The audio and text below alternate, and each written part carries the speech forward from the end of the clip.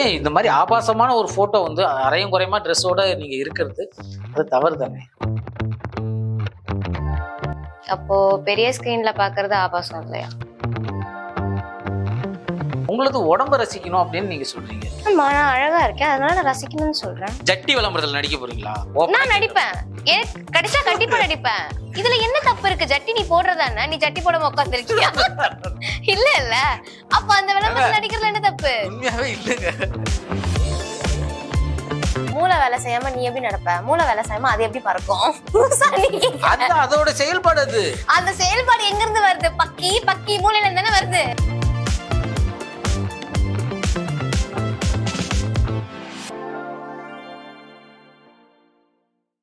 செய்தி மலர் நிகழ்வுக்கு அனைவருக்கும் வணக்கம். இப்போ வந்து நம்ம கூட யார் இருக்காங்கன்னு பார்த்தீங்கன்னா மேடம் தான் இருக்காங்க. வணக்கம் மேடம். வணக்கம். இப்போ நீங்க இந்த மாதிரி வீடியோ பண்றத உங்க வீட்டுல எதுவும் சொல்ல மாட்டாங்களா, திட்ட மாட்டாங்களா? எல்லார் வீட்லயும் எதிர்ப்பு, என் வீட்டுல எதிர்ப்பு இருந்துட்டு தான் இருக்கு. பட் இப்போ ஓரளவுக்கு கன்வின்ஸ் ஆயிருக்காங்க. என்ன சொல்லி கன்வின்ஸ் பண்ணீங்க? எனக்கு பிடிச்சிருக்கு, எனக்கு ஒரு விஷயம் பிடிச்சு நான் பண்றேன், எனக்கு அந்த ஃப்ரீடம் இருக்கு. பிடிச்சது வந்து தவறான விஷயம்ங்கிறது அவங்களுக்கு தெரியாதுங்களா? தவறா அவங்களுக்கு தெரியலையா? உங்க வீட்டுல வந்து இதை தவறா பாக்கலையா? நான் பண்றது தவறே இல்லையே, அப்புறம் எப்படி அதை தவறா பார்க்க முடியும்?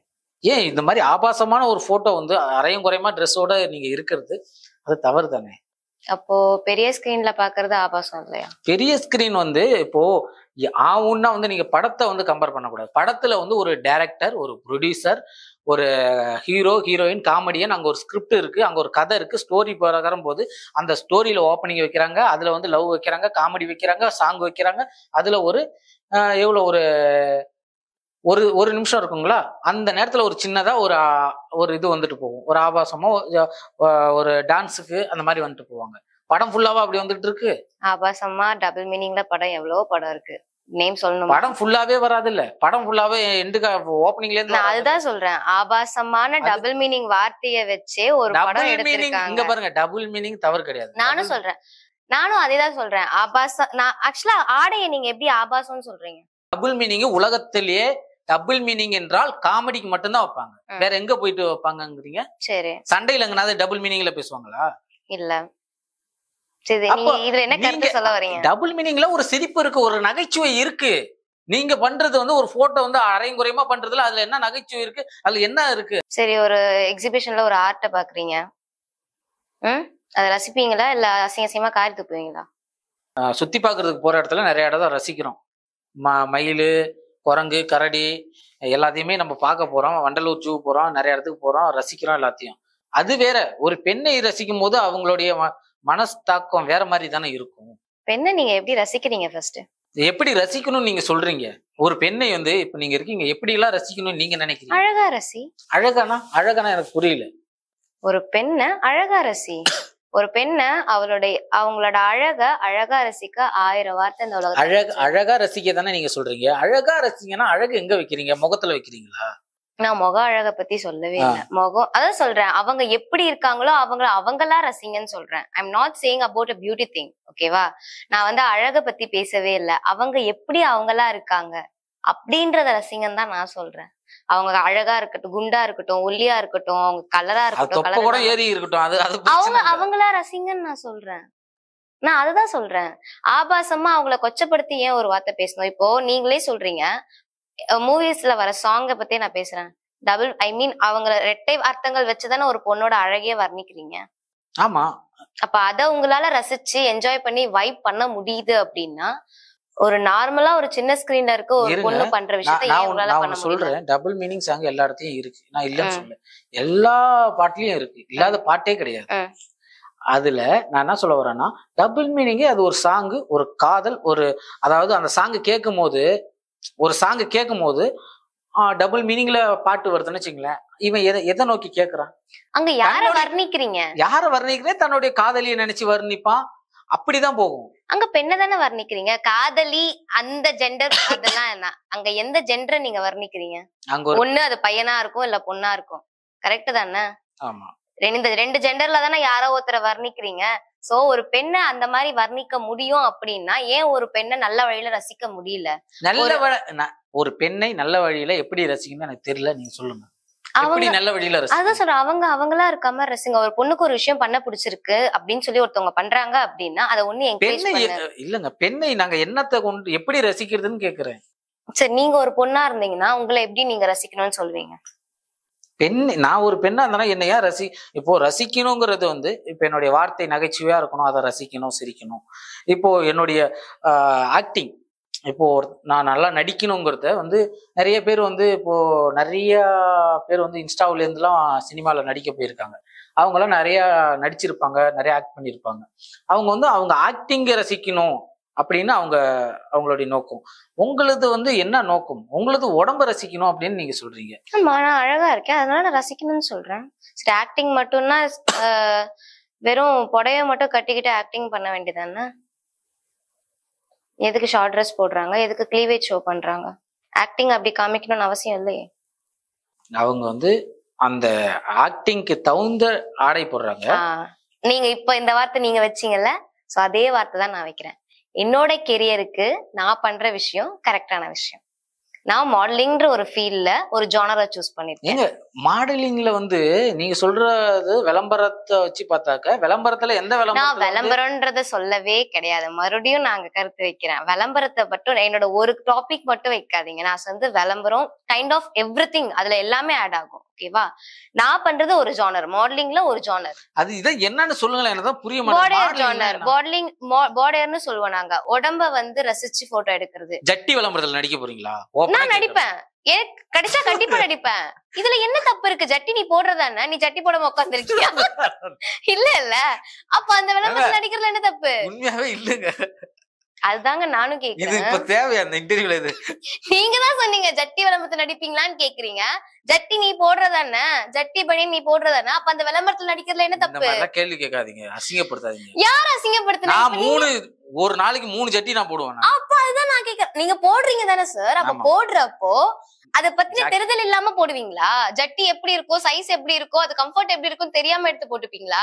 என்ன ஜட்டி கொடுத்தாலும் எடுத்து போட்டுப்பீங்களா? கிடையாது இல்ல. உங்க கம்ஃபர்ட்டுக்கு உங்களுக்கு ஏத்த மாதிரி போடுவீங்கல்ல, அதை எப்படி பாப்பீங்க? ஒரு மாடல் அதை போட்டு காமிச்சு எப்படிங்க பாப்பாங்க? அதான் ஃபேண்ட் போட்டுருக்காங்கல்ல. பைத்தியமா நீங்க? லூசு மாதிரி பேசிட்டு இருக்கீங்க. அப்ப ஏன் ஜட்டி விளம்பரம் எடுக்கிறாங்க? அது ஆண்களுக்காக எடுக்கிறாங்க. பெண்கள் ஜட்டி விளம்பரம் யாருமே எடுக்கலையா? பெண்கள் ஜட்டியே போட மாட்டாங்களா? என்னங்க பேசிட்டு இருக்கீங்க? நீங்க பேசுறதா நானும் இப்ப நீங்க தானே சொன்ன ஆண்கள் மட்டும்தான் ஜட்டி போடுவாங்கன்னா ஆண்களுக்காக ஜட்டி விளம்பரம் எடுக்கிறாங்க. இல்ல இல்ல, பெண்களும் யூஸ் பண்றாங்க. போயிட்டு இருக்கு ஜட்டி இன்டர்வியூ போயிட்டு இருக்கு. நீங்க தானே கேட்டீங்க. ஜட்டி விளம்பரத்துல நடிப்பீங்கன்னா கண்டிப்பா நடிப்பேன். அதுவும் ஒரு ஆடை, நம்ம யூஸ் பண்ற ஆடை தானே. அதுவும் வந்து காரணமே ஒரு கடன் பிரச்சனை. போன் அடிச்சு எனக்கு மரியாதையா நாளைக்கு காசு கொடுக்கல, உன்னை ஜட்டியோட ஓட விட்டு அடிப்பேன்னு சொன்னாங்க. ஆனா இன்டர்வியூல உட்காந்தாக்க இங்க ஜட்டிய பத்தி பேசுது. அப்ப எங்க போனாலும் ரெண்டுமே இதாவது. சொல்லுங்க, பதில் சொல்லுங்க. நான் கேட்ட கேள்விக்கு பதில் சொல்லுங்க. அது பதில் சொல்லவே முடியாதுங்க, அது ஒரு மாதிரி இருக்கு. அதை கேட்டீங்க இல்லங்க, நீங்க உங்களுக்கு எந்த பிரச்சனையுமே வராதா? இதனால எந்த தாக்கமும் எதுவுமே வராதா?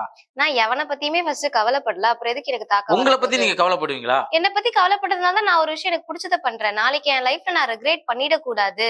இந்த ரீசன்னால, இந்த விஷயத்தினால இவங்க இப்படி பேசுறாங்கன்ற காரணத்துக்காக எனக்கு பிடிச்ச ஒரு விஷயத்த நான் பண்ணாம இருக்க கூடாதுன்ற ரீசனுக்காக தான் நான் இவ்வளவுமே பண்றேன். அப்படி இருக்குன்றப்போ இது எனக்காக தானே நான் பண்ணிக்கிறேன். உங்களுக்காக தான் பண்றீங்க, இல்லைன்னு சொல்லல.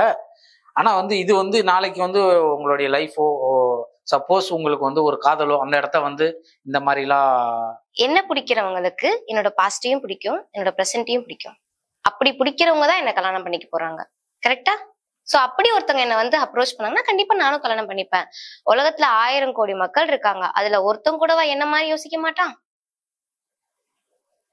கல்யாணம் இட்ஸ் நாட் அபவுட் நான் வந்து என் வீட்டுல சொல்லிக்கிறாங்க அதுக்காக நான் கல்யாணம் பண்ண போறது இல்லை. எனக்கு பிடிச்சு நான் கல்யாணம் பண்ணிக்க போறேன். அப்படி எனக்கு பிடிக்குதுன்றப்போ, எனக்கு என்ன பிடிச்சவங்க ஒருத்தவங்க வந்து என்ன அப்ரோச் பண்றப்போ நான் கல்யாணம் பண்ணிக்க போறேன். இப்போ வீட்டுல சொல்றாங்கன்னு நான் கல்யாணம் பண்ணிக்க மாட்டேன் அப்படிங்கிறீங்க. நம்மளுடைய பண்பாடு, நம்மளுடைய கலாச்சாரமே வந்து, அதாவது பையனும் பொண்ணும் வந்து அவங்க வீட்டுல சொல்றவங்களை கல்யாணம் பண்ணி பாத்துருக்கீங்களா? பாத்திருக்கேன். அந்த குடும்பம் எல்லாம் எவ்வளவு நல்லா இருக்கு. இன்னைக்கு வந்து லவ் பண்றாங்க, அதுக்கப்புறம் கல்யாணம் பண்றாங்க, அதுக்கப்புறம் பிரிஞ்சிடுறாங்க. அம்மா அப்பா சொல்லி வச்சு கல்யாணம் பண்ணாங்க, நாளன்னைக்கு டிவோர்ஸ் கேஸ்ல போய் நின்னவங்களையும் நான் பாத்திருக்கேன். லவ் பண்ணி பல வருஷமா ஒன்னா இருக்கவங்களையும் நான் பார்த்திருக்கேன். So it's not up to like அம்மா அப்பா சொல்லி கல்யாணம் பண்ணவங்க லவ் பண்ணி, இட்ஸ் தேர் மென்டாலிட்டி. ரிலேஷன்ஷிப்ன்றது விட்டு கொடுத்து போறது. அந்த விட்டு நீங்க நான் என்ன சொல்றேன்னா, ஒரு பையனை வந்து திருமணம் செய்யறது ஓகே, உங்களுக்கு பிடிச்ச மாதிரியே நீங்க பண்ணலாம்.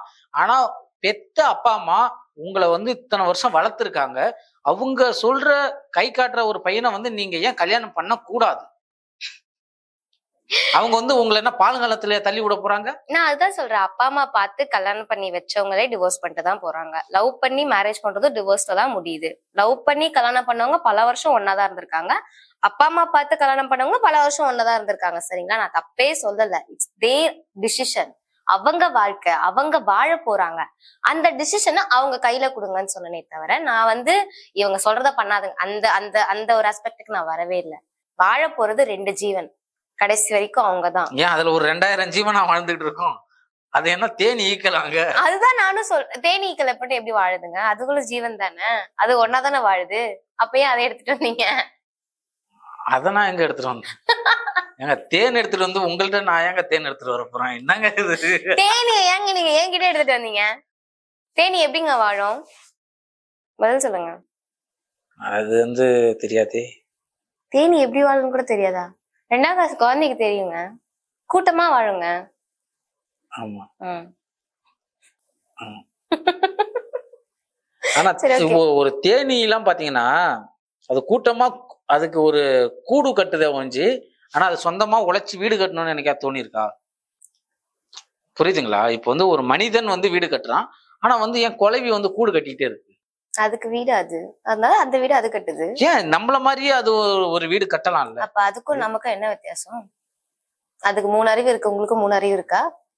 இல்ல 6 அறிவு இருக்குல்ல. யார் சொன்னது அதுக்கு 3 அறிவு இருக்குன்னு? அப்புறம் வேற என்ன இருக்கு? இன்செக்ட்ஸ் என்ன இருக்கு? மனிதருக்கு இருக்க அனைத்து அறிவும் எல்லாத்துக்கும் இருக்கு. அப்ப மனுஷன் மேல நடக்க சொல்ல வேண்டாம். மனுஷன் மாதிரி வந்து எல்லாம் அது அறிவு கிடையாது, அது வந்து செயல்பாடு. இப்போ மாட்டுக்கு, ஆட்டுக்கு, கோழிக்கு, குதிரைக்கு எல்லாத்துக்குமே அந்த அறிவு தான் இருக்கு. அது வந்து செயல்பாடு. அப்ப நீங்க சரி இப்போ கோழிக்கு, இப்போ வந்து கோழிக்கு கொக்குக்கு எக்ஸ்ட்ரா அறிவு இருக்கா? நானும் அதுதாங்க கேக்குறேன். மனிதனுக்கு இருக்க அறிவை விட பறவைக்கு அதிக அறிவு இருக்கா? அப்ப அது பறக்குது, மனுஷனை பறக்க சொல்லுங்க. அது அறிவு கிடையாது. அறிவு கட்ட முதவிகள் அது வந்து அறிவு கிடையாது. அது வந்து பறக்குது, அது ஒரு செயல்பாடு. நீ பேசுறனா அது ஒரு செயல்பாடு. எறும்பு பேசிக்கும். நடக்கிறது ஒரு அறிவு. அது மூளை வேலை செய்யாம நீ எப்படி நடப்ப? மூளை வேலை செய்யாம அது எப்படி பறக்கும்? அதோட செயல்பாடு. அது அந்த செயல்பாடு எங்க இருந்து வருது? பக்கி மூளையில இருந்தானே வருது. பதில் சொல்லு. மூளை இருந்தா தானே நீ நடப்ப, மூளை இருந்தா தானே நீ கை கால் அசைச்சு பேசுற, மூளை இருந்தா தானே நீ யோசிப்ப.